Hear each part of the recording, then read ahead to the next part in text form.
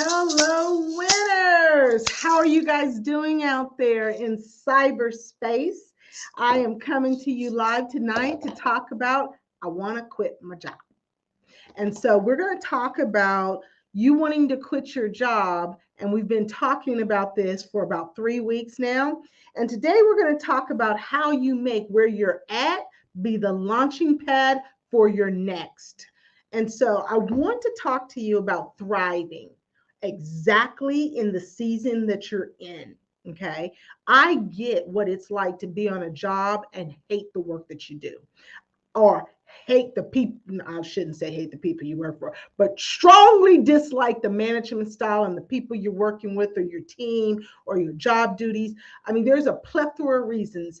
The last stat I read on that said 87% of people dislike the work that they do. And so I purposely, Jennifer Clinch. Oh my goodness, this is like a high school girlfriend of mine. I hadn't seen her in over 35 years, Jennifer. It is so beautiful to see you. Thank you for joining. Girl, you don't know. You're about to make me cry already. I'm so happy that we are connected on social media. Okay, so we're talking about thriving where you're at. And you know what?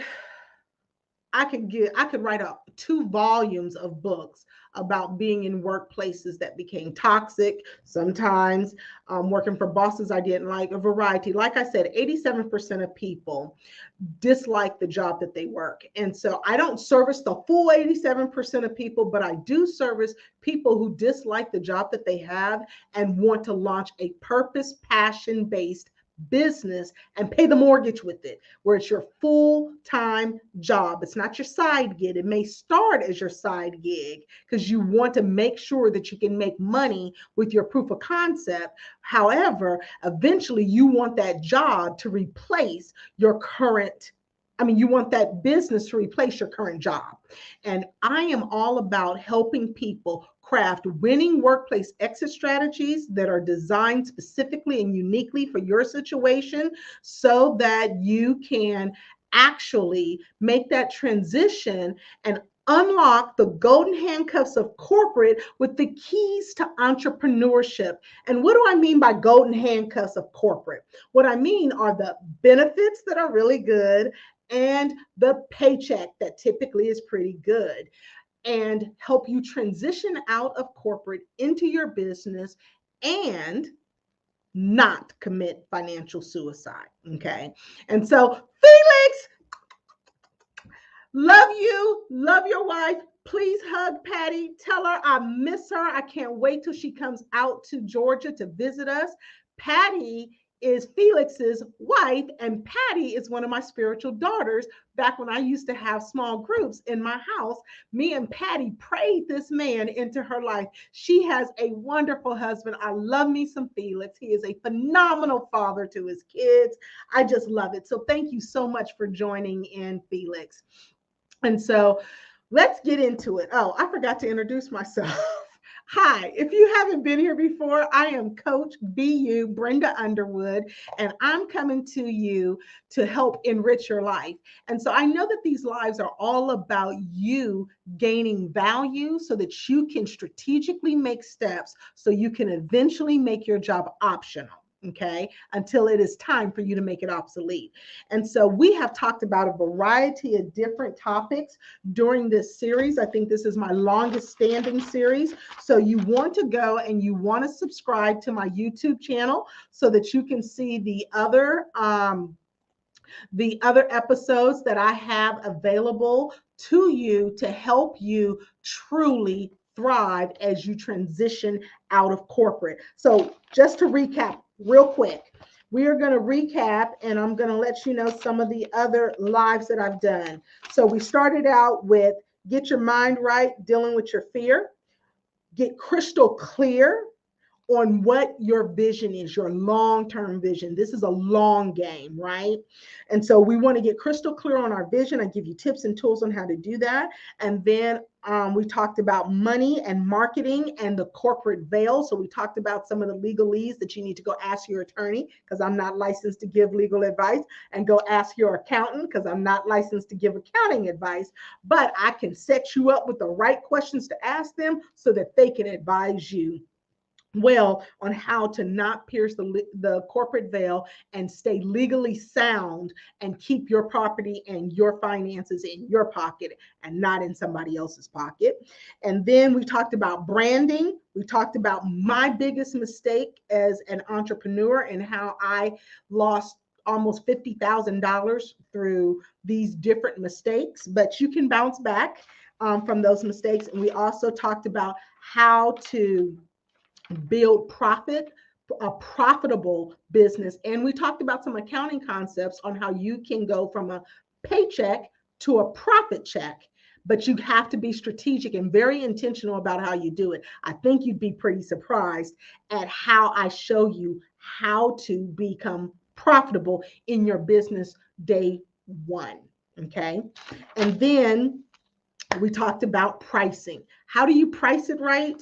How do you have upfront pricing? What is the process you go through to price your product or your service? And so those are the previous lives. You'll want to go and check out Breakthrough with Brenda on YouTube.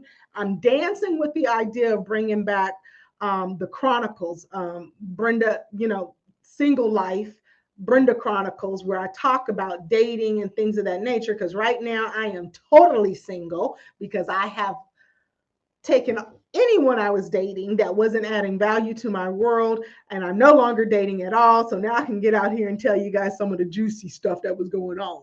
And so anyhow, I might do that. I'm not sure, but I'm not quite sure what the next series is going to be. Maybe you can help me out and send me a DM and tell me, what do you want to hear about? And I'm a dual certified business life coach. So you pick a topic, except for sex. I'm not talking about that. And we will see if that's going to be what our next series will be on. So let's get down into it. You're on a job, you hate the job. I was on my last job. I'm going to use my last job as an example. I thought that I would never leave that job because the gentleman I worked for was such a powerful visionary that as long as he had new business ideas, I was more than willing to help him implement them, because that's what I do. I'm an infrastructure creator. So you give me a vision and I create an infrastructure for that vision to thrive. Okay. And that's what I've done in corporate. And so sometimes you're on a job and you don't like it, but God has you in that place for a reason. God doesn't waste any of your time. If he has you on a job, there's something that you can glean from that job to prepare you for your next. Okay. And that's what we're talking about now. Thriving where you're at, thriving in your now. But I want to teach you how to thrive in your now and leverage it for your entrepreneurial career. Okay. And so if you've listened to me at all, I'm always talking about make sure you're working your intangibles. There is a long day between your paycheck and your profit check. But if you do it right with a winning workplace exit strategy, then you can transition out of your paycheck into a profit check immediately. And I'm not talking about something I saw on TikTok or Instagram or read in a book. This is what I did when I left my corporate job. This is what I have duplicated in a variety of clients to help them make their job optional until it's time to make it obsolete. So God has you in that place. I strongly suggest ask God, why do you have me here? What am I going to glean from this place that I'm in? Because if you'll take a moment and survey and look at what you do like about the current situation. I mean, there's a lot of things to complain about, and that's all legit for the most part. But what is it? Why does God have you right here, right now, in this particular job? And let the Holy Spirit speak to you and tell you why you're there. Now, when I was on my last job, as you guys, if you listen to any of my lives, God had been telling me for years to leave that job. But I was too scared to leave because of the golden handcuffs. I didn't want to give up that nice fat paycheck that came every single Friday like clockwork. And I didn't. One of the benefits was But I didn't want to give up the benefits. There was security in that job. I knew no matter what, I was going to get a check. And so that's one of the mindsets that have to shift, because at the end of the day, as an employee, you get paid for time. As an employee, as an employer, you get paid for results, not time.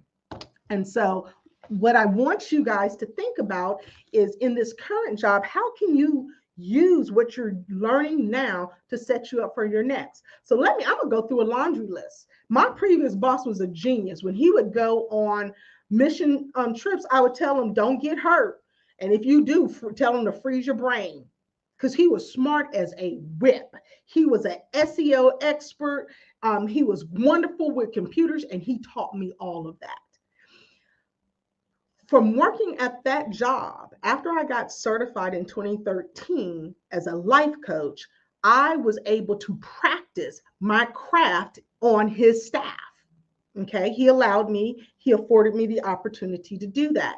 And so I literally, on that job, he taught me how to do SEO. That's why my website brings me more leads than any other place. He taught me how to do SEO on that last job that I hated. And at the end, by the time we got ready to depart, I was ready to mop the floor with some of my managers that were overseeing me. But we ain't gonna talk about that. We're gonna talk about leverage, because this is about you. But on that job, I learned how to do SEO. On that job, I really honed in my marketing ability, because I had teams that would build out marketing, website, things of that nature. I got to utilize my skill set and learn on that job while I was still getting paid.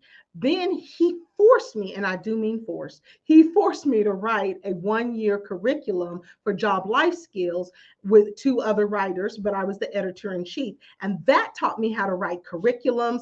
That taught me the evidence-based practices for cognitive training and learning. So in the job that I hated, in the job where I told my attorney at one point, I was like, and my attorney is one of my dear friends.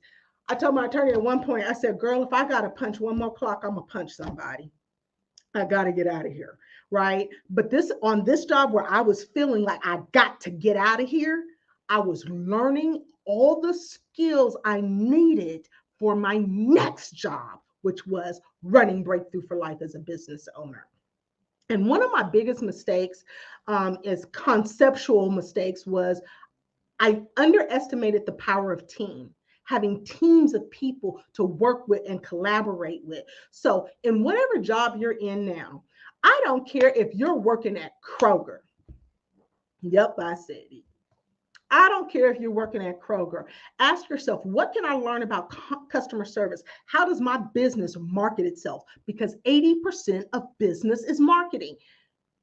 You try to skip around it if you want to, you're going to pay somebody else a very pretty penny to do your marketing for you. And if you hire salespeople, you're going to pay salespeople a pretty penny. Anyone who helps you generate revenue is going to charge you well, unless they're a novice at it and they're trying to figure out how to do it. Okay. So you need to understand, what am I learning at this job? If you work at a logistics company, okay, what am I learning at this logistics job on how to do transportation, how to negotiate with vendors? Look, if God has you in that place, there is something of value for you to take from it. You just got to open your eyes and open your mind so that you can see it. And if you can see it, then you can leverage your current position for your next position. I even sent him a thank you letter. I don't know if he ever received it, but I sent my old boss a thank you letter, and I genuinely meant what I said. Thank you for teaching me how to run a business. Thank you for teaching me marketing on another level. Now, I've worked in marketing for years, and I helped with that marketing department. But he taught me SEO. When I was back in marketing, this is really going to date me, we didn't have a such thing as SEO. We barely came out with, there was computers on every desk, but we were still using WordPerfect. How many of you guys know about WordPerfect? Okay. And so this was pre-social media. This was pre-SEO. And so websites was kind of a new kind of thing back then. And so I didn't have any of that knowledge on how to do it. Now I could do traditional marketing. I mean, I can tell you how to lay out a TV ad, how to lay out a radio ad, because that's the kind of marketing we did back then. So with that being said, I want you guys to really just take an inventory. What can I glean from this season while I'm preparing for my next season that will help me thrive in my next season? And now we're going to talk a little bit about what it looks like for you to begin to work your intangibles while you still have a job. Okay. Work your intangibles while you still have a job. So let's say you want to open up a coffee shop and you don't know anything about it. There's one thing to read case studies about coffee shop and how to run a Starbucks franchise and things of that nature. It's a whole nother thing to be in the midst of it. And so if you are not ready, you're on a job and it's like I'm about to be fired or I'm about to be laid off or I'm about to quit before I go to jail, then you want to select a job after this job that you're on that you cannot stay on and you're not quite ready to launch your own business. You want to pick a job after that that is going to propel you into your next. Maybe you go and be a corporate employee at a Starbucks location.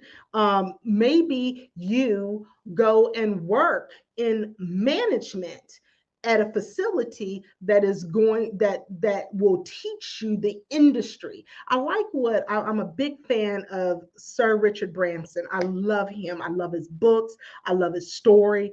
But he said, look, get in the building. If you want to be an artist, he's the author of Virgin Records. He's like, get in the building. Okay. I don't care if you're the mailman. Get in the building if you want to be an artist. Get in the building if you want to drop an EP. Get in the building. So sometimes we need to get in the building of our next so that it can equip us for our entrepreneurship. Okay. I'm literally meditating on this. I have all of this happening in my brain. I am a strategist for others, making them millions in the boutique world, but I really want my own. Okay, Jennifer, I'm about to switch gears and I'm going to speak to your now. Okay. You've been helping millions of people, and I can so resonate with that because I have made corporations that I've worked for, me personally as a salesperson, millions of dollars. I have set up marketing strategies for companies that they're still using, making them millions of dollars. And I struggled when I first started my business because I underestimated team. So you want your own. Well, the first step is, what do you like about how you've helped these other companies? And what would you change if you was an entrepreneur and running your own business? Also, when you begin to look at this, at building your own boutique, who are the vendors you need to work with? What kind of negotiation do you need to have with the vendors? What do the contracts look like? Now, you're not going to copy anybody's stuff. I'm not for copying people's stuff, but you can learn a lot. I recently had an interview with the Tony Robbins team to talk about some different me learning from Tony Robbins business mastery. And then they asked me about if I would be interested in becoming a part of the Tony Robbins team. And, we'll see. We don't know where it's going to go. And I'm not talking to Tony Robbins, so don't confuse that. I'm talking to people on his team, but I admire him and how he came from nothing to something. But one thing that his person said, Troy, let me tell you, that boy knows how to do a discovery call. Troy was like, one of the things that Tony did was he got around multiple business owners and saw how they operated, what their level of success, what was their secret sauce, so that he could come up with the 7 pillars of business mastery. And so you want to do that. You're in the boutique world. You're already in the field that you want to be in. So you need to sit down with yourself and write out, what are my steps to get to profitability? Not launch the business, but to get to profitability. Those are 2 separate questions. There are 78% of business owners, small business owners, struggle to pay their mortgages. And that's why I'm doing this whole series for free, so that you're not part of that 78%. We can reduce that.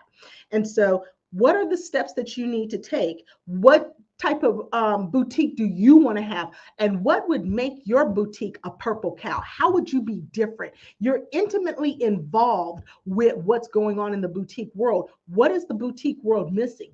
What is it oversaturated with? What does it need that you could provide? And then craft that. You want to be a purple cow amongst all the brown cows. One of the reasons why I don't use stuck in, she's saying, I can't believe in the 78. Oh yeah, girl. I'm telling you, back in the day when we used to have dry cleaners, I made good friends with the couple that ran the dry cleaning place. And I was like, I'm thinking about becoming an entrepreneur. He told me don't. He begged me. He said, please don't. He said, some months we can barely pay our mortgages. And he had been quality cleaners. They're now out of business. Quality cleaners.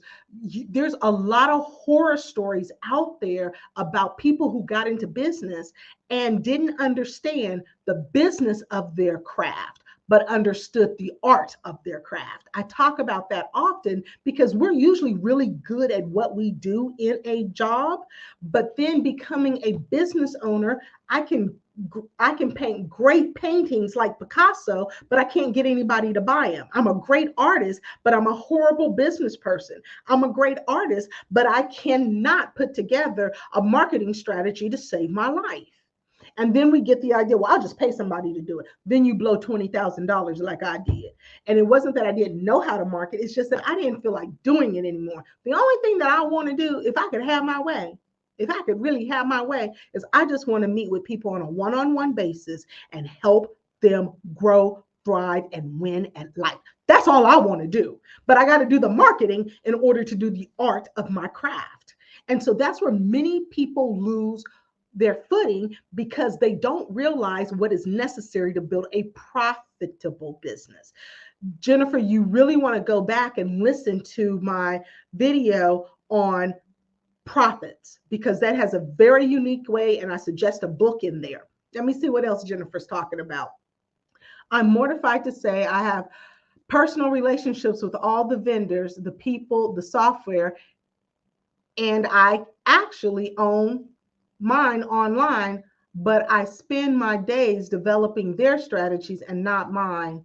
It's in my head. Get it out your head and on a piece of paper, Jennifer. Get it out your head and on a piece of paper. Because this is the thing. You know what to do, but you don't know what you don't know. I thought because I worked for CEOs and I helped them launch businesses, different LLCs, different legs of their businesses, I thought I knew what it was going to be like to be in the seat where you make all the decisions. And there's a lot of things that I underestimated.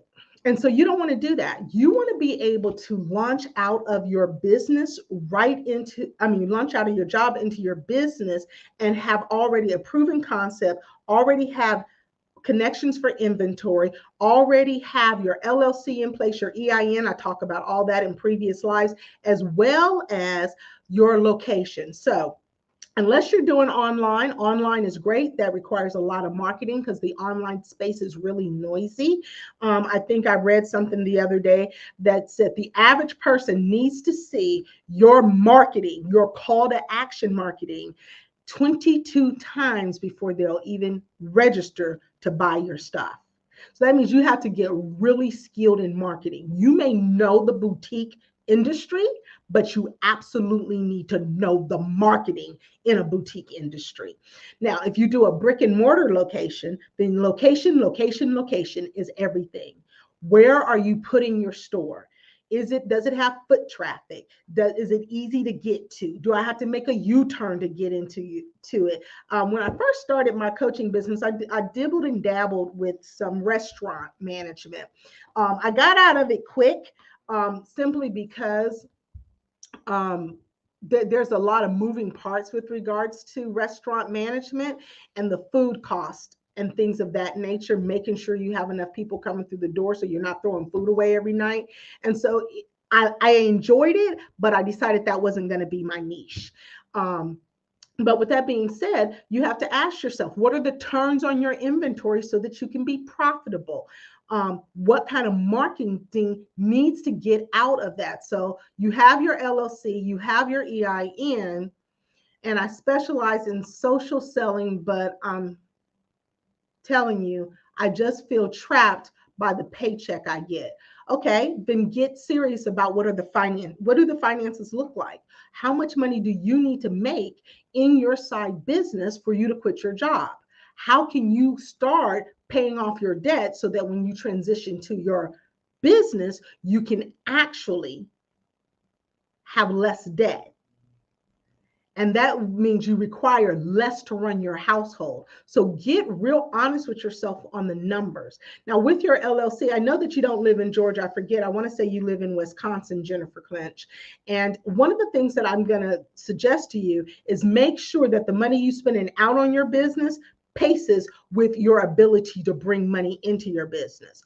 If you're doing a boutique and you're doing it online, then you should be able to set up your website, set up everything you need, check your contract. If you're working for a company that has a contract, some of them may say that you can't start a business in that same industry. So you want to read your NDAs, you want to read your contract, and make sure you don't have any of those limitations on you. Some jobs back in the day would tell you you can't even have a side job.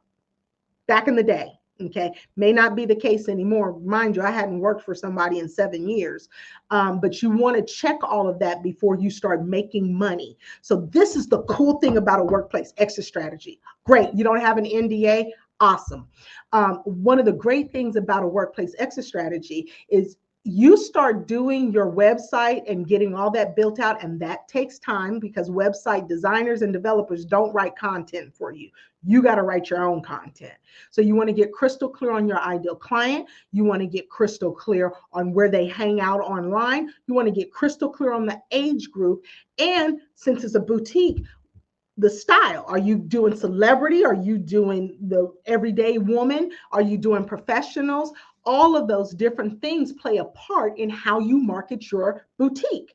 So with that being said, get your online store going. And like I was saying, I was getting excited because the beauty of a winning workplace exit strategy is I help people start making money in their side business before they quit their main business. So that way you can pay off your debt, you can build up money so that you can invest in your marketing and your inventory and your systems. And then when the job and the side job start to hit that wall, then you can decide, let me let go of the job and let me run with the full job, because now you have a proven concept. Now you have clients that are already buying from you. Now you have a brand that has a proven proof of concept. Now you can quit the job with a little bit more ease than I'm gonna wait till I quit the job to launch the business. I was taking clients and seeing clients at night 3 days a week while I was on my job for 3 years. So I paid off all my student loans. Girl, let me tell you, getting a monkey off your back, them student loans will make you cuss. Okay. I paid off all my student loans. I paid off my truck. I paid off all of my credit card. I mean, I had no debt except for my son's car because it had 0% financing and my house note. That was it. And so you want to start making money in your side business so that you can start funneling that money, 1, to a reserve, 2, to a savings, and start investing it in your business and pay off your previous debt. So get out there, get it out of your head, Jennifer, get it on a piece of paper. There is something different when you write it down. Write the vision and make it plain so that you can run after it. And the other thing that I'm going to strongly suggest with you is for you to start reading a book on marketing and a book on the psychology of sales. And so one of my favorite books is this book. I have lots of marketing books. Is Hooked. This talks about how to build a habit forming products. Okay. And so this is a phenomenal book. I love it. I could sit here and list off 20 books that I've read on marketing, but this is by far one of the best books. So you really want to nail in who's your niche, get set up, start looking at other websites of boutiques and deciding what do you want your website to look like? How do you give it the specific, unique Jennifer Clinch twist that makes it stand out? I mean, like Vera Wang, you know, she does wedding dresses. She didn't start till she was 40 something years old, is something I read. I mean, now, when I get married, I want me a Vera Wang. It's not if I get married. When I get married, I want me a Vera Wang. What makes Vera Wang special? What's going to make Jennifer Clinch's boutique special? You got to ask yourself that. Don't be a brown cow with all the other brown cows. Be a purple cow. Okay, so now, how do you thrive where you're at? One, you got to shift. I'm going to shift back into thriving where you're at. Hopefully that helped you, Jennifer. Hopefully this next part will help you as well. Thriving where you're at is a mindset. I had to really pump myself up. And I have worked with people to really shift their mindset to look for the good in where they're at and not let the bad that's screaming at them overrule their feelings and their mental. So if you're on that job, you have it for a reason. If you're on that job, there's something for you to take forward from that job for it to be the launching pad for your next. But you're going to have to get out of negativity and get into positivity. Well, I don't believe in that positive psychology. I really haven't. I have never met someone who is extremely negative and closed-minded that was extremely successful unless they were born into money. There's a guy out there named Sean Archer, who has a book called The Happiness Advantage. And he talks about, he's a happiness scientist, and how he talks about how we think success will make us happy, but really happiness creates success. So get your mind right on that job. Know that it's there for a season. And one of the beautiful things is, I'm going to give you a case study of a client that I used to have, one of the first male clients that I had in coaching. We got him into his business. We got him set up. He came to me to discover his purpose. And then we started working on a workplace exit strategy where he said he was ready to murder his boss. So I was like, well, we ain't gonna murder bosses because I don't bail clients out of jail. So let's find out how we can make the job right.